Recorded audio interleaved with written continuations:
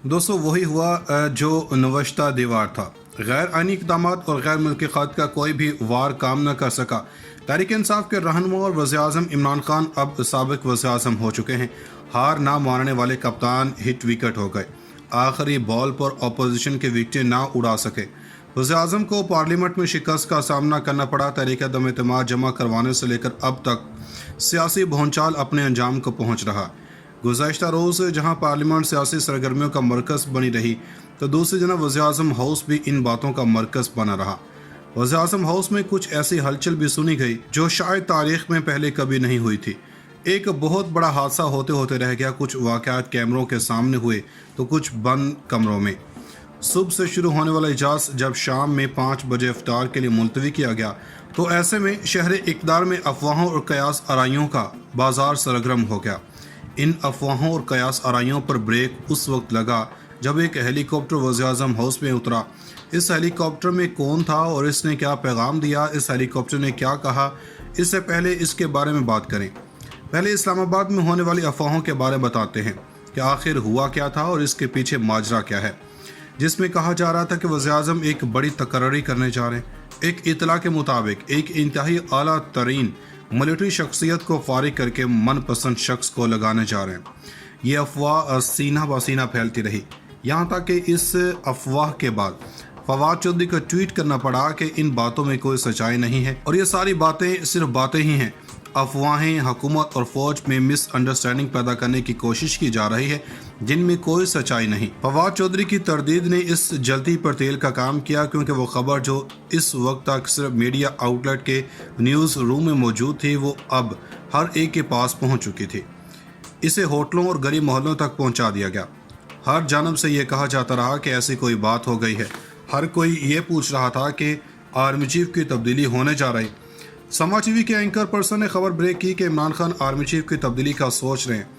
इन्होंने कहा कि इमरान खान के दोस्तों ने कहा है कि इमरान खान को ऐसा ब्लंडर करने से रोकेंगे। 1999 का हवाला देते हुए कहा कि जब साबिक वज़ीर-ए-आज़म नवाज शरीफ ने उस वक्त आर्मी चीफ मुशर्रफ को बरतरफ करके डीजी आर्मी ज़ियाउद्दीन भट्ट को आर्मी चीफ बना दिया था, जिसके बाद जो हुआ वो सब ने देख लिया।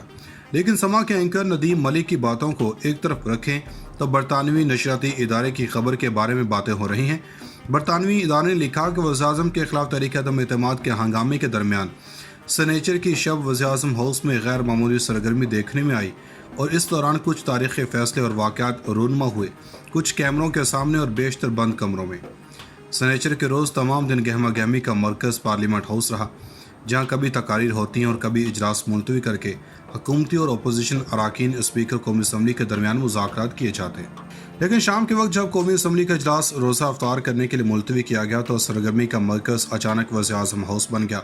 वज़ीर-ए-आज़म इमरान खान ने वफाकी काबीना का हंगामी इजलास तलब किया और इसके साथ ही अपने कानूनी सियासी मशीरों, स्पीकर, डिप्टी स्पीकर और बास ब्यूरोक्रेट्स को भी तलब किया।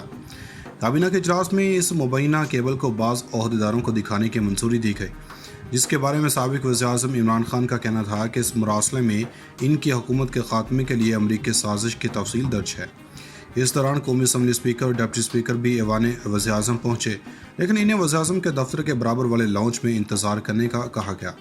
इसी दौरान 2 बिन बुलाए मेहमान बजरिया हेलीकॉप्टर, गैर मामूली सिक्योरिटी और चाको चुमन जवानों के हिसार में वज़ीर-ए-आज़म हाउस पहुँचे और वज़ीर-ए-आज़म से तकरीबन पौना घंटा तन्हाई में मुलाकात की।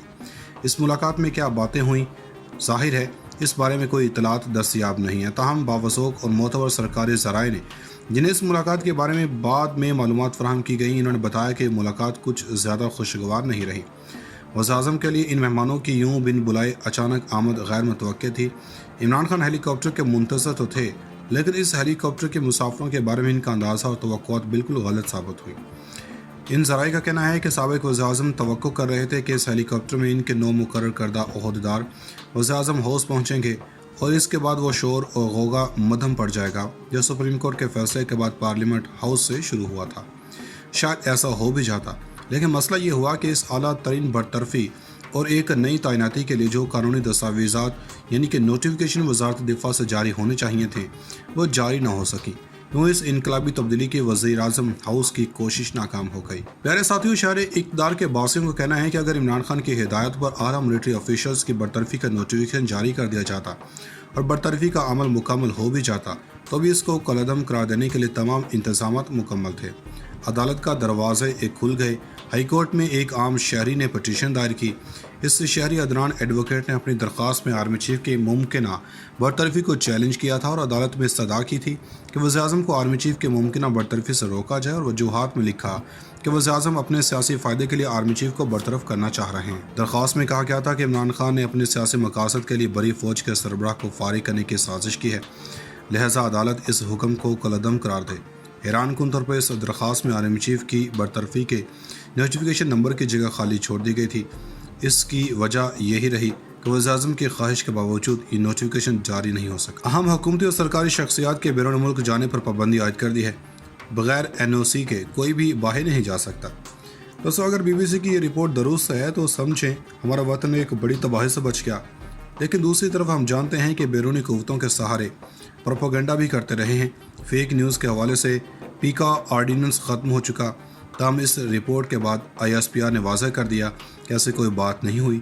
ये झूठ पर मबनी रिपोर्ट थी जो वाक़यात को देखते हुए बताई जा रही है, जिनका इससे कोई ताल्लुक नहीं था। इस शहरी अदनान एडवोकेट ने अपनी दरख्वास्त में आर्मी चीफ की मुमकिना बरतरफी को चैलेंज किया था और अदालत में इस्तदा की थी कि वज़ीर-ए-आज़म को आर्मी चीफ की मुमकिना बरतरफी से रोका जाए और वजूहात में लिखा कि वज़ीर-ए-आज़म अपने सियासी फ़ायदे के लिए आर्मी चीफ को बरतरफ करना चाह रहे हैं। दरख्वास्त में कहा गया था कि इमरान खान ने अपने सियासी मकासद के लिए बड़ी फ़ौज के सरबराह को फारिग करने की साजिश की है, लिहाजा अदालत इस हुक्म को कलअदम करार दे। हैरान कुन तौर पर इस दरख्वास्त में आर्मी चीफ की बरतरफी के नोटिफिकेशन नंबर की जगह खाली छोड़ दी गई थी। इसकी वजह यही रही कि वज़ीर-ए-आज़म की ख्वाहिश के बावजूद ये नोटिफिकेशन जारी नहीं हो सका। अहम हुकूमती और सरकारी शख्सियात के बैरून मुल्क जाने पर पाबंदी आयद कर दी है। बगैर NOC के कोई भी बाहर नहीं जा सकता। दोस्तों, अगर BBC की ये रिपोर्ट दुरुस्त है तो समझें हमारा वतन एक बड़ी तबाही से बच गया। लेकिन दूसरी तरफ हम जानते हैं कि बैरूनी कुव्वतों के सहारे प्रोपेगेंडा भी करते रहे हैं। फेक न्यूज़ के हवाले से पीका ऑर्डिनेंस ख़त्म हो चुका। तमाम इस रिपोर्ट के बाद ISPR ने वाज़ह कर दिया कि ऐसी कोई बात नहीं हुई। ये झूठ पर मबनी रिपोर्ट थी जो वाक़यात को देखते हुए बताई जा रही है, जिनका इससे कोई ताल्लुक नहीं था।